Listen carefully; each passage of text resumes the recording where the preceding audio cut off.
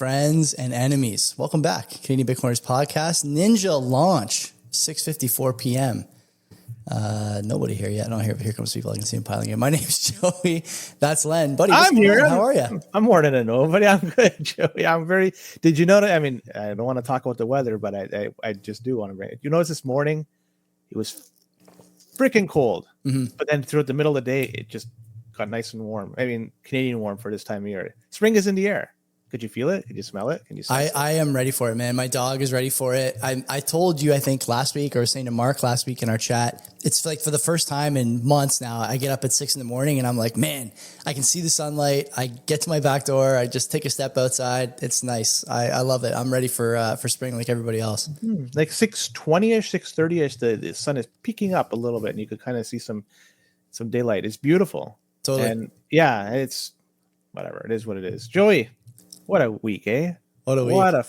What an interesting week we had. What a week. We got a lot to talk about. Let's hit the sponsors first. EasyDNS, the friendly neighborhood registrar. Mark has been a friend of the show for a long time. And I'm going to pull up the website here as we maybe change the presentation of the sponsors. I don't know. I'm just making stuff up as I go.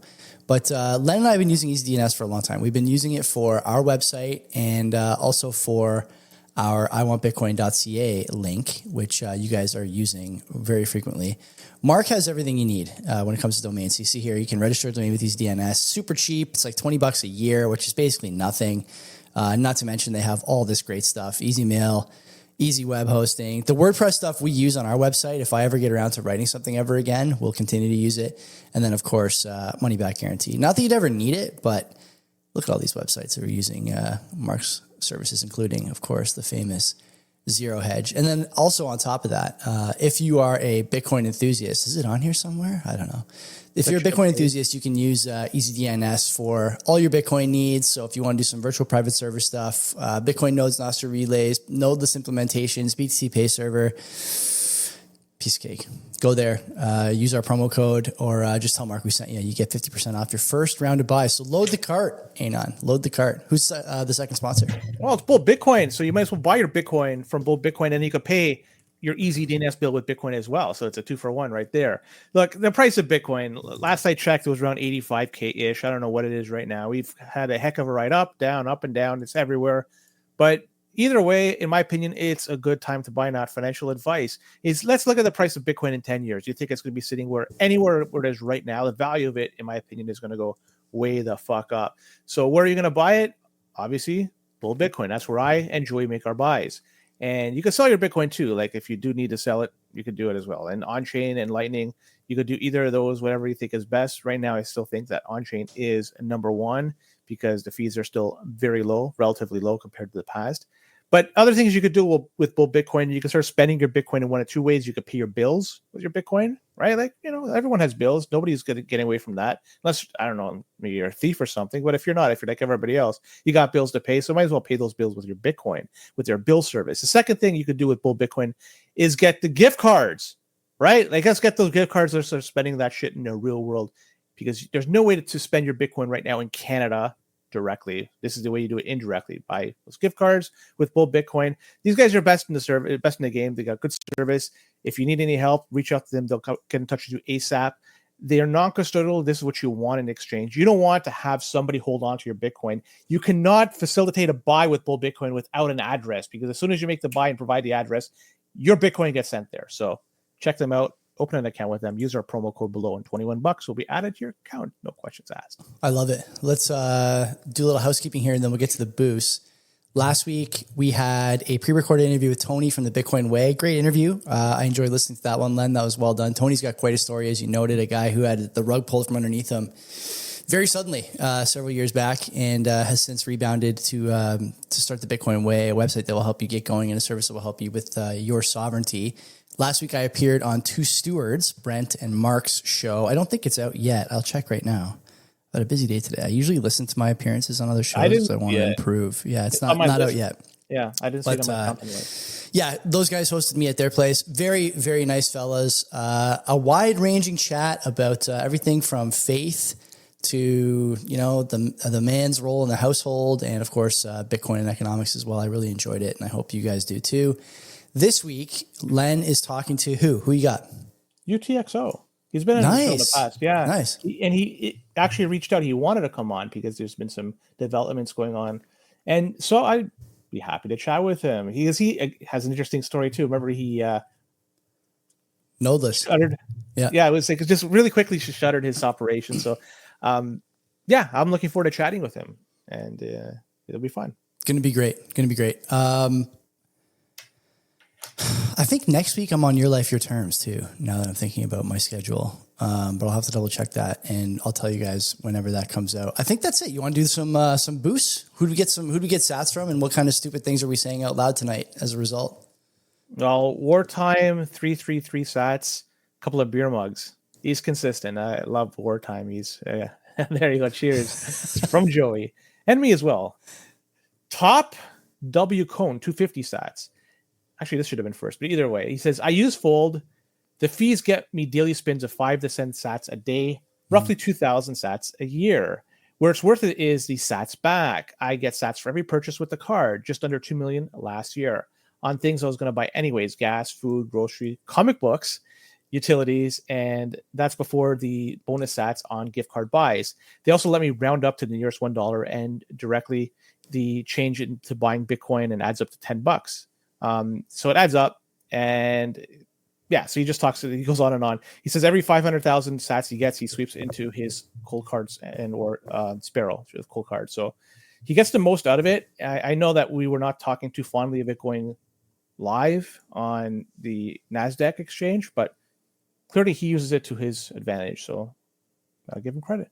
Yeah. Hey man, get the sats any way you can. If you like the service, use it. This is a free world out there, right? So take advantage of the services that make the most sense for you. 100%.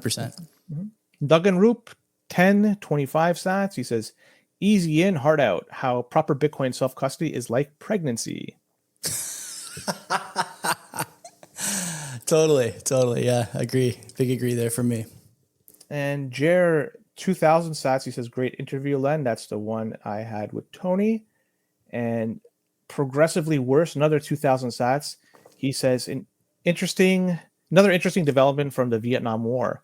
The Vietnam War was a highly successful testing ground for Monsanto. Oh, Monsanto, yeah. And their herbicide products, Agent Orange, which was used to strip vegetation in Vietnam during this time. The contracts formed with the U.S. government bought a golden opportunity, pun intended, to research and development a whole host of new products, one of which was development and production of glyphosate. Roundup? Glyphosate. Oh, okay. I never heard of that. But Roundup I've heard. That's pretty shitty stuff. You don't want to be near that. And it applied to food crops worldwide after years of legal battles involving health complications from people using herbicide and other products. 2018, the company acquisition was finalized between them and Bayer. Bayer got involved. Bayer owns them now, yeah. I didn't know that. The lawyer who took Monsanto to court and won is one Robert F. Kennedy Jr. So also in the news these days. Yeah, he says Bayer Crop Science Division, they offer products ranging from herbicides, pesticides, fungicides, to even genetically enhanced seeds for major crops like corn, soybeans, and wheat. They use more and more throughout the world every passing year. Talk about going full circle. Mm-hmm. So that's what happened with Vietnam War. Quite a story. I didn't realize that was the origin point for Agent Orange. Agent Orange is nasty stuff. I recommend everyone look into that saga. There's been like so many stories about Agent Orange and whether or not the U.S. is still using it or its sort of sister chemicals in warfare. The show, The Newsroom, I think it's called, with Jeff Daniels and a few other notable actors and actresses. There's a plot line where the U.S. uses resin gas, I think, and they go into a little bit of the history of Agent Orange on that episode, I believe, as well. That's got to be like a 10 or 15-year-old show now, but it's a good one. If you haven't watched it, I recommend it. It's not too bad. So for the boost, I just want to say, come to our Discord. Our Discord is rocking these days. It is rocking. We did a 5-minute before the show Discord call where no one showed up because we didn't really advertise it too much. But there's like 300 people in there now or something, which is great. I was saying to our buddies Wayfaring and SB that if you look at the Simply Bitcoin Telegram channel, which is mostly just people bull posting, like retard posting about how the price is going to 1 million. A lot of low IQ stuff. No offense, Simply Bitcoin, but it's just the way it is over there. That channel has about 1,200 people, and Simply Bitcoin has 100,000 subs or so on YouTube. This channel has like 3,000 subs, and the Discord has only a few less people. Like 900 or so less. 1/4 of the Simply Telegram subscribers. This is an engaged community, and it's a growing community. And I think if you head to Discord, you'll find a lot of like-minded people who are producing good stuff, thinking the same way you are, and will challenge you day to day. It's a bright group. There's a lot of conversation there every day. So yeah, definitely recommend checking it out. That's it. That's all I got to say. Can't wait to talk about the strategic Bitcoin reserve, which I assume is where we're starting. Aren't you pissed about this? Like, are you surprised at all? I'm not. We've been talking about this forever, have we not? No politician will save you. Trump is a fun president. He's the most competent politician in any Western country, but he's still Trump. He's still doing this shit for him and his boys, and it is what it is, man. I don't know. What do you want to talk about? What do you have to say about it? I'm sure you have an opinion. For anybody out there that is surprised by this, you have had a very difficult way of reading the room. It's not like this. It's not like the people hanging around him are not shitcoiners. And it's not like we had the Trump coin, we had them buying wrapped Bitcoin, ETH, was it Eric Trump or Donald Trump? One of the kids. One of them is saying it's a good time to buy ETH. And so you have all these signals you see coming out of them. And it just makes sense that they're going to do this. And for people unaware, it is strategic crypto reserve, and it's going to be including stuff like Bitcoin, ETH, XRP, Solana, ADA.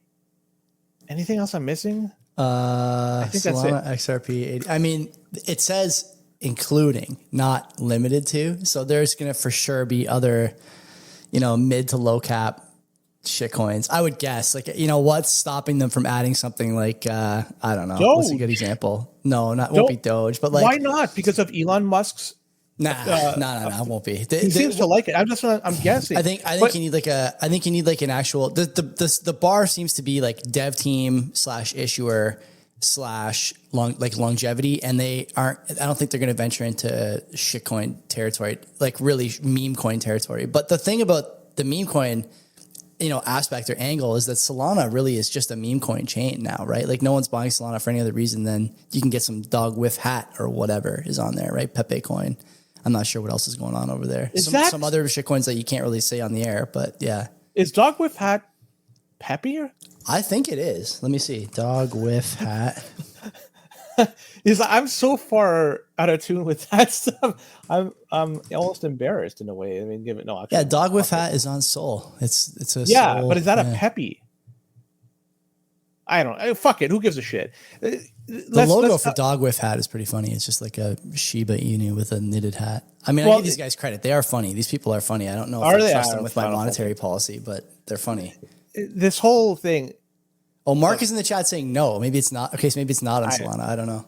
I don't even give a shit. It's all garbage. That's the reality. But the fact that do you remember not too long ago, just last year, we had Trump going to the conference down there and talking about Bitcoin, this and that, and people that were associated with it, they've been thumping their chest with his originally on ETH, I think, according to Mark. So there we go.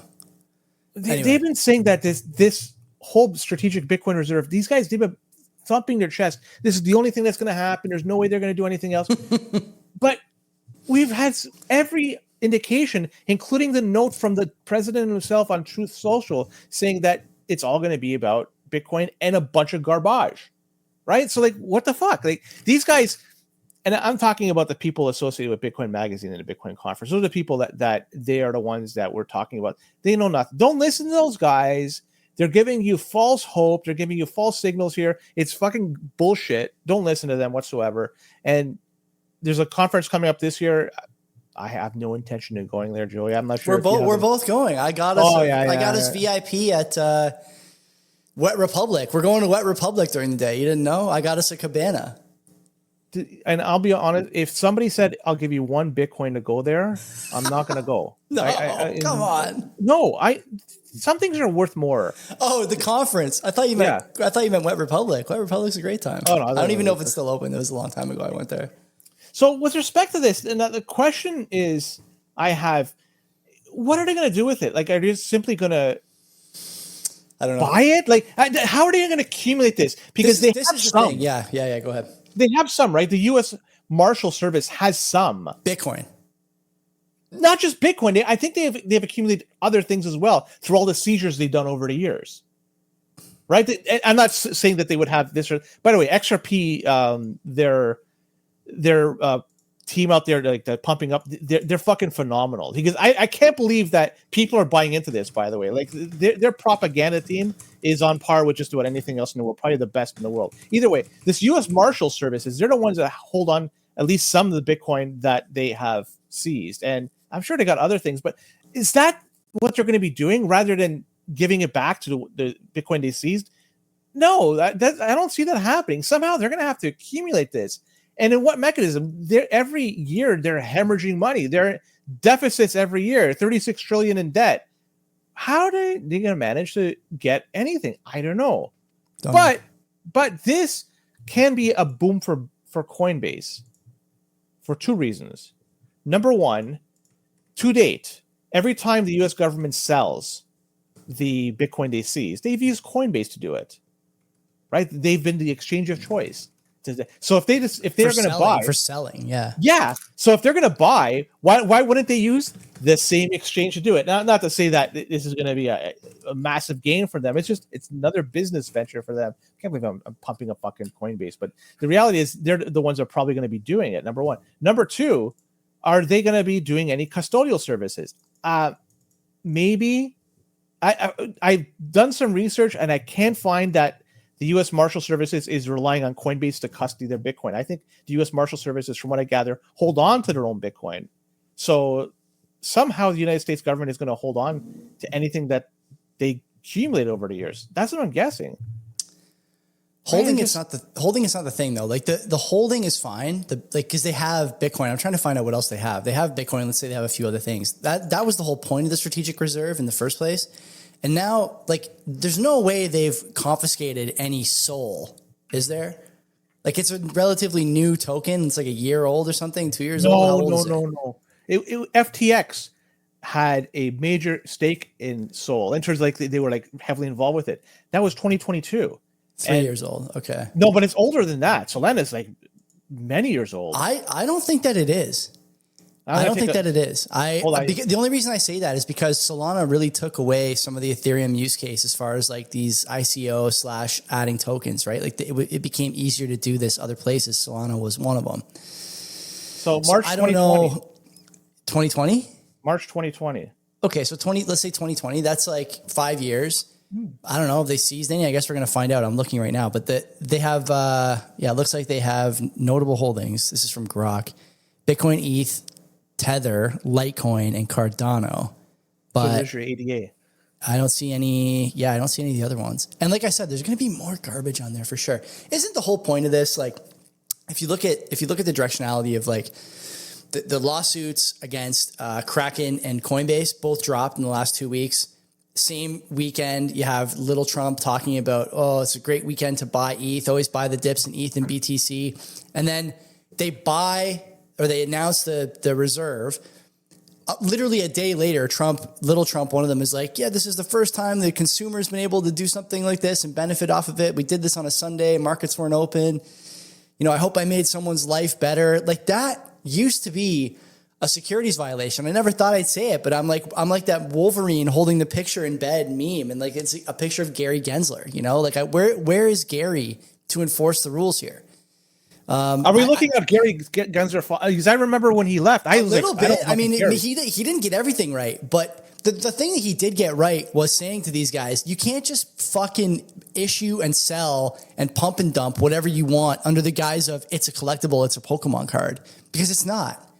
And, this is exactly why, and we've talked about this many times in the past, but when you have one asset, right, that gives an entire ecosystem, like I don't know if legitimacy is the right word, but it gives like everyone wants a piece of that ecosystem, right? Crypto.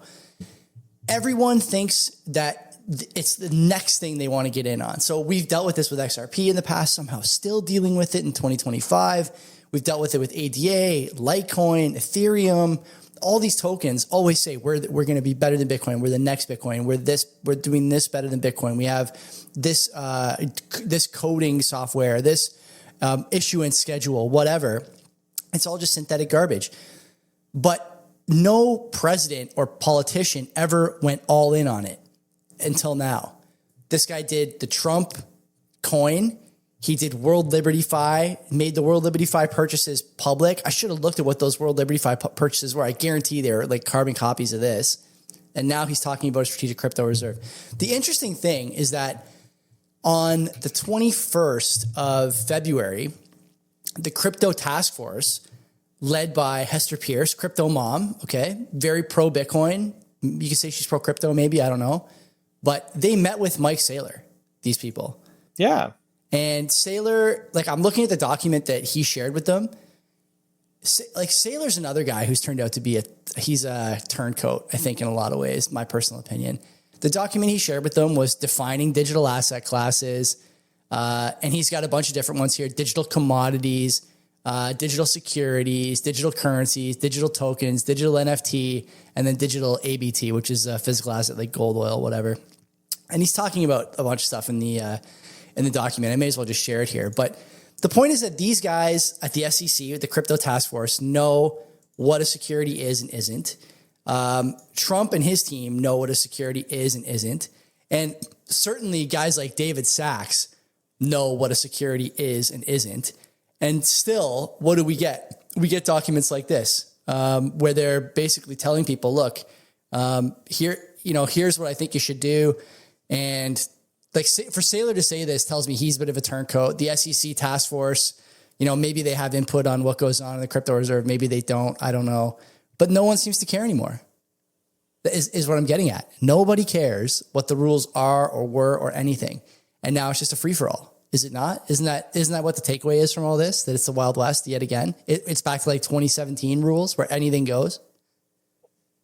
It sounds like it. It seems like it. And what's the path moving forward? Look at this. I don't know. This is from Saylor. Saylor's supposed to understand there is no second best. Does this look like there is no second best to anybody? Is that what that looks like to anybody? No. For people that are wondering, is talking about there's NFT at the very top. So look, he understands Bitcoin, but he has lived his whole life in a fiat world, as a CEO for a number of years of MicroStrategy. So this is the world he lives in and he breathes in. It's hard for him to unplug from that. That's the way I'm looking at it. I'm not trying to give him a pass. I'm just saying this is just the reality of it. He doesn't suffer the same impact to a dying currency that other people are. Like if you're on the bottom end of the spectrum, the economic spectrum, you don't have a buffer when the currency gets devalued 5-10% in a few months or a year or two. Mm-hmm. But when you have tens of millions or $100 million in the banking, I have no idea how much he's worth.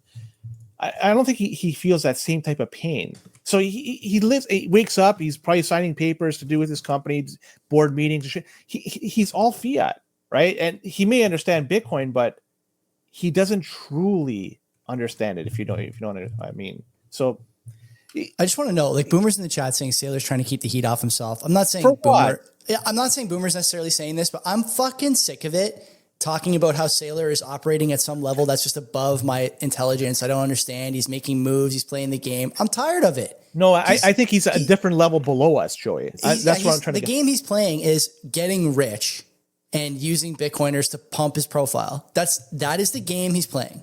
And if you think it's a different game, good for you, but you're wrong. And if that's a game you want to play, good for you. You do it. Go for it. But I think it's hard to imagine that you're going to be able to get out of that unscathed. These other tokens they got Brad Garlic Bread and these other fucking weirdos in the Trump, ear and in the ear of his staff and his kids. I don't know. Like, I don't buy any of this stuff. And I don't think anyone else should buy it either. I think this is a pretty obvious scam. And the most generous interpretation is Trump just doesn't know what he's talking about and the team doesn't know enough. And the least generous is they know exactly what they're doing and hope that you don't. So Make it that what you will. By the way, people saying he's pumping his bags. His bags are back down today. So his bags are not doing that well. His XRP bag is where it was basically 4 years ago. XRP has barely made a new high. Bitcoin is the only thing making new highs in any real way. So it's not like these bags are working. He may be able to offload or unload some of his garbage at a higher price, but he's not like, they're not hitting like life-changing home runs here for anybody, which is how Trump made it sound on Twitter. Oh, we're doing great things for people. Like, okay, man. I don't understand what is the appeal for XRP. I don't even want to talk about it. Fuck it. There is no appeal. It's 100%. It's unit bias. It's the same shit every week. We saw in one of our group chats today, a chiropractor, the shaman of the medical field, talking about how he thinks it's going to be the thing that backs the currency is XRP. Like, this is just like low brown. And you hear this all the time. That's why over and over again for 7 years now. We've heard it. 8 years. We've heard their marketing team is fucking on the ball. And that's what I have to just give them. They know how to market, and they've done a very good job. But not to say that I'm praising them. I'm praising the marketing team.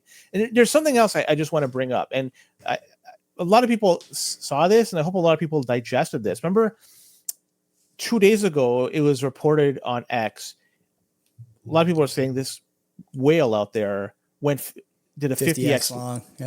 Yeah, he leveraged on a lot on Bitcoin, but even more on ETH. Shocker. Then very next day came out this news from Trump, and then Bitcoin went up like 10%, and everything went up quite a bit. This is the garbage that we're dealing with. That there are people out there, they may say they're talking and they're working in our best interest. But the reality is they're working in their best interest. Totally. They're trying to make money for themselves, and they don't care about the little guy. They don't care about any. It's just them. And this is the stuff, and it fucking pisses me off. Like, between that, the strategic crypto reserve, the Zelensky fucking argument, like the past, like going to work, like I was just irate today at work. And a few things fucking took me off to make me feel good at the end. But like, I just like all this shit, it drives me fucking bonkers when I see this. Yeah. People out there, and that's why I like Bitcoin. It takes away the power of money from the people that fucking manipulate it. And they can't with Bitcoin. And every time I go through these cycles here, and it almost on a couple of days basis, so these cycles are going faster and faster for me. I can't buy enough Bitcoin. I can't put enough of my money into Bitcoin. I am so happy every time I do that, because I'm like, I'm buying something which I have. Nobody could fuck with.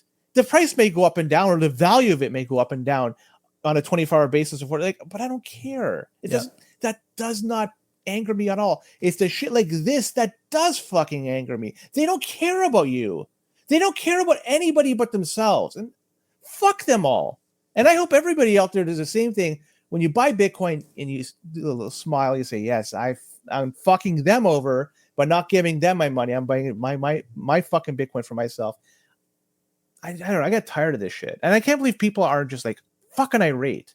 As irate as I am. They don't have time to be irate, right? They're working 24/7. They're tired. The only people that are irate are people who don't own any. I think Bitcoiners are annoyed, but not really that affected. And the shitcoiners are feeling good because their bags, which we're never going to get any traction, by the way, because there's just too many options now, are able to sell at a higher level. This, by the way, happening at the same time, speaking of like strategic reserves and like what we should be holding or what the US government should be holding, Bitcoin now recommended as part of the BlackRock model portfolio for the alternative asset division, 1% to 2%. They're recommending the IBIT ETF, obviously, but the fact still stands that like whether you think BlackRock gets it or not, they're not interested in anything but Bitcoin over there. It seems like.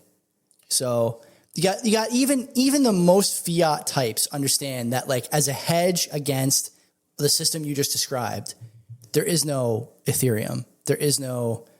Like this is the asset to have. This is the risk off asset, basically, not this other stuff. And the US government basically going the other direction. They're all in on garbage. Again, they can't get it right. Too many grifters, too many hands in the pie, never fails. This is the result you're gonna get when you get these people all clamoring for exit liquidity, and the government's gonna be the exit liquidity. It's almost unbelievable. And with all this being said, We talked about the Strategic Crypto Reserve, the Crypto Task Force. You know that we have something coming up, and there's going to be a crypto summit that's being held by the White House. That's in 4 days. It's Friday, I think. March 7th. Yeah, 4 days. Circle this on your calendar, ladies and gentlemen, because this is going to be a fucking shit show. So they say it's going to will include prominent founders, CEOs, and investors from the crypto industry, as well as members of the president's working group on digital Why do we assets. need investors from the crypto industry at the crypto summit? Why don't they invite the CEO of Bitcoin? Oh, yeah. Okay, I can understand why. I don't check my mail that often, Len, but I don't think I got invited. I'll have to see if my invite is like lost somewhere. But yeah. Would you? You know what? That's one. I would fucking, and I'd go in with fucking guns a blazing. If they invited me, I'd fucking go there, and I'd be happy to get kicked out. That's what I would go there with the intention of getting fucking escorted out and being put on a list. These guys having a crypto summit. Like, sorry to cut off the story details there, but having a crypto summit with investors in these tokens. What do you think the investors are going to suggest that you do as a White House? What do you think? Buy into what they're offering? Buy my bags, right? Yeah. Like pump my bags. I said this on the Two Stewards show on Friday, and so I'll kind of spoil a little bit of that discussion. But the thing about Bitcoin is that I can tell you to buy it, and you can either do it or not do it, but I'm not doing it because I want my bags to pump. Me telling you to buy Bitcoin doesn't pump my bags. I'm not going to sell you my Bitcoin. I do it because I know what it did for me, both in terms of like financial freedom, in terms of my, outlook on life, in terms of my outlook on my relationships, my marriage, my household. The things it's done for me have been incredible. And I want that for you. Is that what the Solana guy says? Is that what the Ethereum guy says? Is that what the ADA, the XRP? You think Brad Garlinghouse gives a fuck what your time horizon is? Like the Bitcoin, like the XRP Twitter sphere is nonsense, okay? It's clickbait, it's rocket ships, it's garbage. The Bitcoin Twitter sphere is like fitness, family formation, homesteading, building wealth, financial freedom to support your community, finding passion projects that are going to make a difference in your life and the lives of people you love. When I go to Bitcoin Twitter, that's what I see. When I go to these other places, I just see nonsense. I see the exact kind of thing I'm trying to get away from. And these guys are buying boats and cars and going on vacation. That's why, by the way, it's very rare, if at all, you ever see a Bitcoin quote unquote spokesperson, as far as there is one, getting nabbed for criminal activities, getting nabbed for fraud or embezzlement or whatever. But where do you always see it, Len? You always see it in the altcoins. You always see it in the altcoin exchanges. Fuck, the CEOs of these things are going down. They're going to jail. What? You don't see that in Bitcoin. You just don't. And so when I hear Crypto Summit, all I hear is more bullshit, more nonsense. Get back on the flywheel, financial nihilism, sprinkle your chips on every single, slice of the roulette wheel and just hope it fucking hits. Because otherwise, it's a lifetime of destitution for you. And that's where people are now. And then more of this stuff is going to keep coming as long as Trump is in office. And we always said on this show that politicians were not going to save you. There are politicians who are better for Bitcoin than others. Trump is better for Bitcoin than Biden, for example. But there's a lot of runoff, a lot of side effects. This is a big thing that's going to land on a lot of people's laps in the next little while. And people who have hated Bitcoin for a long time and equate it with crypto are going to keep doing it. And we're going to look so stupid. Does it matter? Maybe not to you and me. But for people who are trying to think about or trying to start thinking about getting into Bitcoin as a savings vehicle, they might not have the resilience, right? They may not have the iron skin that you do. And they may wind up over there, or they may wind up out of the ecosystem altogether. They may wind up in bonds or mutual funds or whatever.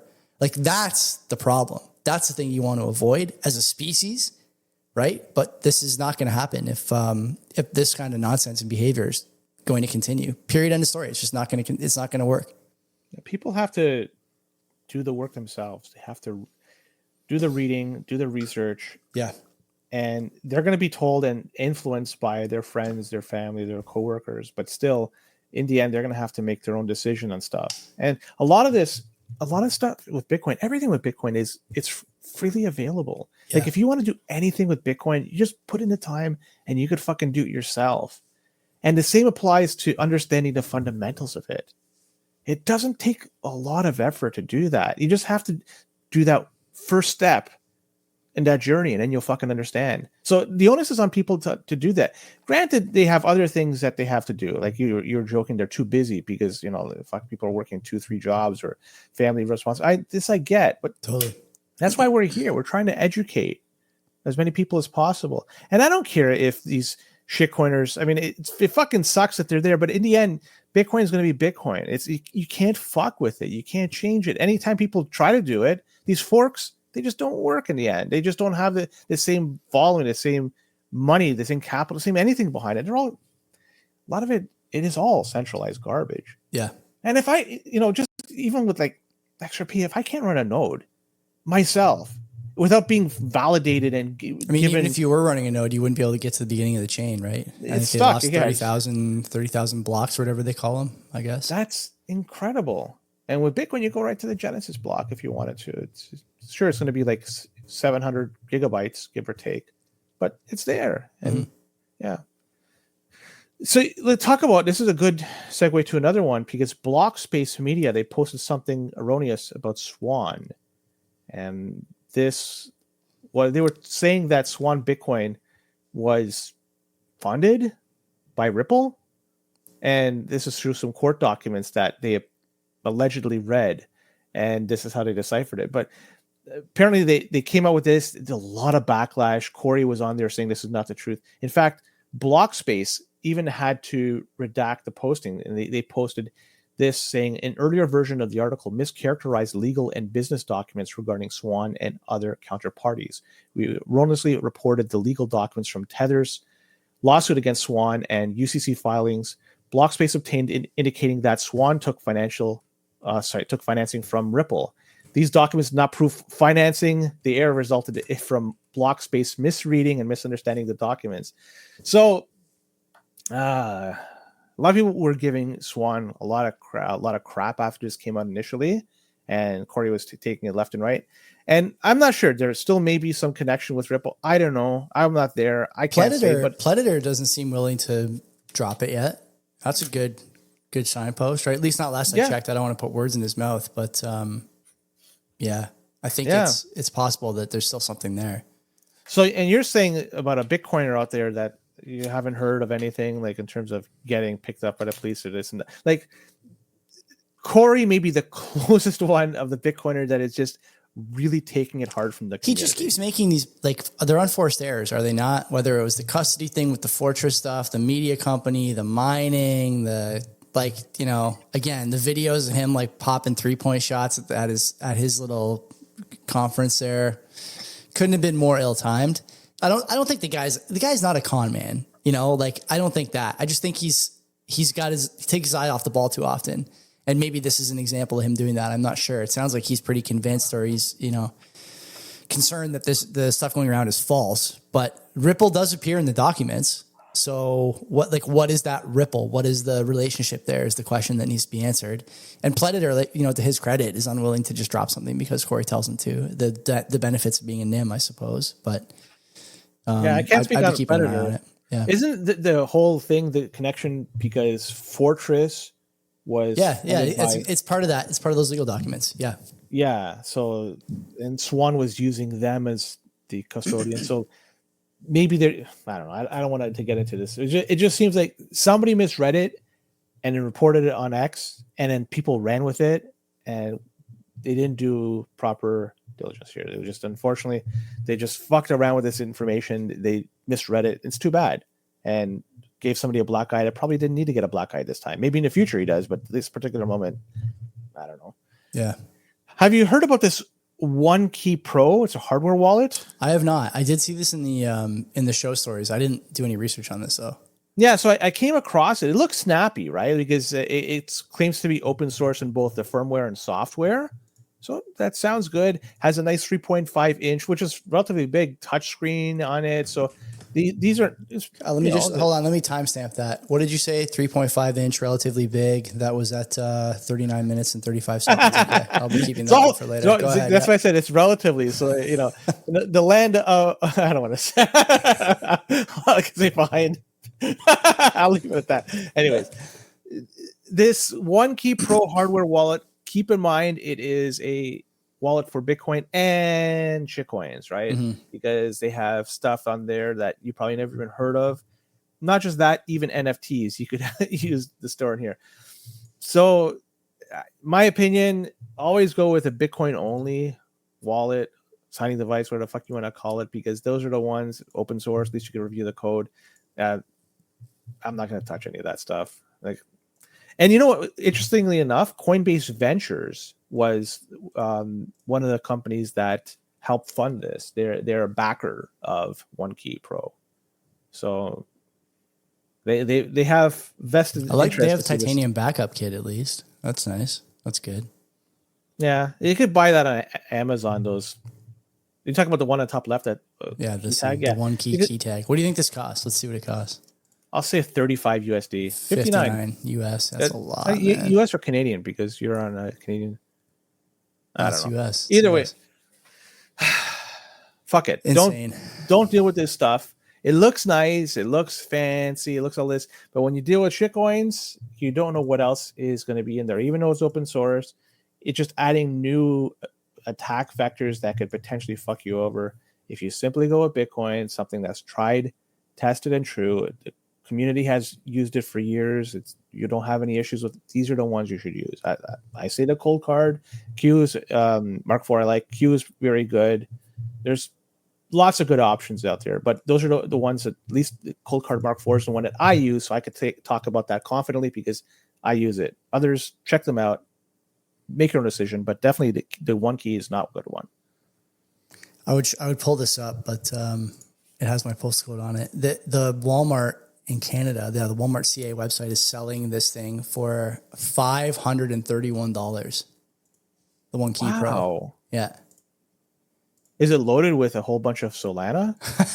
No, there's no strategic reserves on there. It's empty. It's open box. First of all, I'd never buy anything from Walmart like this, but absolutely insane that it's almost $600. It's like a PS5 basically.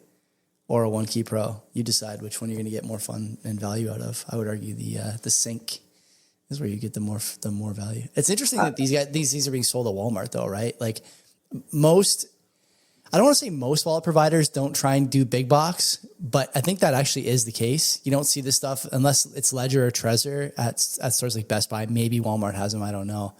For good reason. There's a security issue there. There's an OPSEC issue there. You don't want someone fishing around in the Best Buy warehouse, resealing devices, stuff like that. So you just don't see it very often. These guys don't care. I mean, you saw the website. I had it up on the screen there, a picture of like some woman. I think it was a woman anyway. It was like a sort of androgynous looking human anyway, showing an NFT on the screen. You get what you pay for most of the time, but this is not one of those cases. Was it a rare sat? Yeah, I don't know. Probably. Huge waste of money. Remember that fucking garbage? Of course, and we had. Yeah, and it's still going. Ordinals and rare sats and stuff are still going. Apparently, well, it's not going to disappear as long as there's a scam. And if somebody's willing to buy into it, suckers born every minute. And so, and that company they affiliated with the conference, they built that marketplace for those rare sats. That's right. Yeah. What come on, man! Like there's so many red flags here. He hates Bitcoin Magazine. Why should I not? What do they do? Saying, the hate, it's like a seething, burning, the heat of 1,000 suns within you for Bitcoin Magazine. Could you imagine who are they going to bring up for this Bitcoin conference? I would love this. We'll see. We had RFK Jr. 2 times ago. Yeah. We had Trump. And RFK was last year too. He was there 2 years in a row. But he was the keynote. Oh, yeah. And side note, I was on a call today with Canadian Bitcoin conference organizers talking about the lineup, offering my feedback and suggestions. Looking forward to that. That's going to be a good conference. Yeah. In October. Yes. So I'm not going. And it's not because I don't like. I have other things planned just immediately afterwards. So I would have liked to have gone. I like the people there. I wish them the best of success, and I think you're going to be going to that. Yeah, I'll be there for sure. I'll be speaking. I'm sure I'll find some niche to talk about. Anyway, what else we got? See this brain wallet fiasco? I did not, but go ahead. So brain wallet is a very simple way to. It's many years ago to secure your Bitcoin. You could generate a common passphrase. You could generate a private key using a common passphrase. Like you could say, "I like Joey," and you can punch it into your brain wallet, and in that is going to be a private key, so you can start signing your Bitcoin. So in terms of hacking that, it's easy. It's through brute force. You can just simply use simple common phrases, slogans, shit like that, and you can get into somebody's wallets. This was stuff that was done years ago. So people brute force these all the time, and there's one that was just done this past week. It turned out that two competing entities were found access to the same Bitcoin. And in order to get the Bitcoin, each of them were trying to do an RBF, or replace by fee, of the other one. And there was several RBFs done through the time. Eventually, the fee itself, the RBF, was one Bitcoin, just one, like shy of one. I thought Bitcoin. It was like 0.917 or something, right? Yeah. We'll call it one Bitcoin. So that's a lot. So somebody out there got wrecked. They had some Bitcoin in there, and now it's gone as a result. So what I'm trying to get at, there's a lot out there in terms of people that have Bitcoin and they think that's still secure. If you do stuff like this, it's not. You have to have proper entropy, roll the dice, use the cold card. There's other ways you could use a deck of cards, for instance, and there's a number of different ways, but do it the fucking proper way. Just simply relying on a common phrase to get access to your Bitcoin, that's a recipe for disaster. And unfortunately, this person has learned the hard way. People out there, learn from people's mistake like this. Imagine you had more than one Bitcoin just lost because you were just too lazy. Man, I'd go nuts if that's the case. That'd be brutal. It would be brutal. Like, could you imagine, like, and in 5 years? I don't even know. I did something stupid with entropy with a cold card years ago now. I can't remember how much it was worth at the time. Probably $1,000, $2,000, something like that. And you came out. It's probably like gotta be 10 grand minimum, right? I'm pretty sure. Don't give it, because then you're kind of doxing how much it is that you had. But whatever. No, that was what was on the cold card. That doesn't dox how much I had, but I'm saying like that. That was probably like that's when MVK says stuff like you got to secure your Bitcoin like it was worth 10 times as much. That's why he says that. So you don't use phrases to secure. It's too easy. It's got to be random. You could use a phrase on top of an existing 12 or 24 words. Sure. And that's a passphrase. Sure. And you could put a very challenging one to hack. Many words, capitals, dots, commas, anything. And then brute forcing that, it would take a computer a long time. So stuff like that, I agree with. But using this brain wallet that's just is not safe, and it's very old at this particular moment. So yeah. And with respect to what happened to you, I got to give you credit because you came out publicly and said what happened. Then Cold Card reacted to that, and they issued a new firmware. And if you try to set up a Cold Card with simply rolling a dice or the dice just a few amount of times, it will warn you saying that the entropy is going to be low and you're at risk for getting rugged. So if you want to continue. So through your actions, Cold Card was able to change their ways, and hopefully people in the future don't get rugged as well. That's I like the fact that you came out and told that story. Yeah, it turned out really well. And I think we gave away a cold card or two as well based on that event. Pretty sure somebody won a cold card off the show, if I remember correctly. Did you see that the Swiss Central Bank, they came out this past week and they're talking about Bitcoin? Their president, Martin Schlegel, I don't know, maybe I pronounced that. I don't envy you these names every week from like all sorts of different European places. I wish you the best in these endeavors, but I guarantee you're not batting that well. You're no Tony Gwynn, I'll tell you that. He was a fucking great player too, and a heck of a human being, by the way. We lost a good one. He was a really nice guy. They were talking about Bitcoin, doesn't like it, doesn't want to add it to their treasury in the Swiss National Bank because they're saying it's a lack of stability, liquidity concerns, and security risks with Bitcoin. And it's isn't conducive to maintaining the value of the S&B investments. That's the Swiss National Bank. and it's also susceptible to bugs and technical vulnerabilities. But in the not too distant past, we had bailouts from the SNB to some commercial banks. 2008, they bailed out UBS to the tune of $60 billion to help it regain capital and take on illiquid assets. And then in 2023, they opened a credit line to UBS and Credit Suisse because, well, very normal behavior. Yeah. And, you know, in fact, the Swiss National Bank created something called, quote unquote, bad bank. And this is to take on toxic assets from UBS. So these are the things they're willing to invest in, secure, back, do it, and just interact with. But Bitcoin, that has a lack of stability, liquidity concerns, and security risks. If these motherfuckers just hold on to their keys, they're safe. And obviously they don't want to do that, but the Swiss National, this is the last bank that backed up their currency with gold, if I recall correctly. It was at the early 90s. They basically untethered it. So like, also notorious for like being separate from the rest of the financial system in terms of like KYC. It's not called a Swiss bank account for nothing, right? They don't just make that country up. They don't just pick a country with a dart throw. There's a reason they use the Swiss prefix there.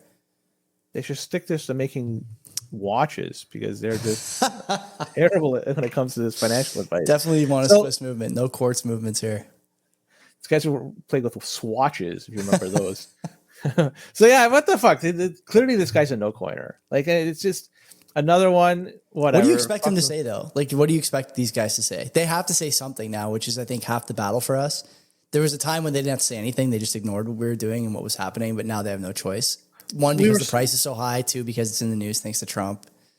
We respect the technology of Bitcoin. We understand that it is a scarce asset. We are not going to buy in at this particular moment because it's still too new and we're learning about it. We're not going to shit on it, calling it not secure, unstable, vulnerabilities. Because where's the vulnerability? Where has it? Like, when's the last time the network has gone down that you can't fucking say? Yeah. I could tell you with the banks every so often, at least here in Canada, there's an outage that you don't have access. ATMs go up because our cellular network goes down. That's a real nightmare. Remember that? That was so funny a couple of years ago. Oh my God. And then you don't have access. And then others, there's just, their money's not there for whatever reason. There's problems with the bank. There's like, really? Like, that's the stuff you're going to, these guys might as well fucking buy XRP and fucking hitch their horses on that fucking thing. But I don't get it. These guys, they're just living in the past and they're going to continue living in the past. And until we get some new blood in there that understand the technology and talk about it the way we should be talking, they don't have to buy in, but at least talk the truth about it publicly. Behind closed doors, they probably are. Maybe. But publicly, these guys are. Maybe not. Maybe I'm wrong. Maybe you're right with that. Do you want to talk tariffs maybe before we go over to the notables? Isn't that a notable or no? Do you? I don't know. Do you have it in notables? I forget if you do or not. Yeah, I got it. Like, we could talk to like. Let's go right to notables. Okay, we'll go to notables. Yeah, if you're on audio, see you tomorrow. If you're on video or on Twitter, continue to hang with your friends here on the CBP Media Network. Until next time, take care of yourselves. And don't be a Swiss central banker.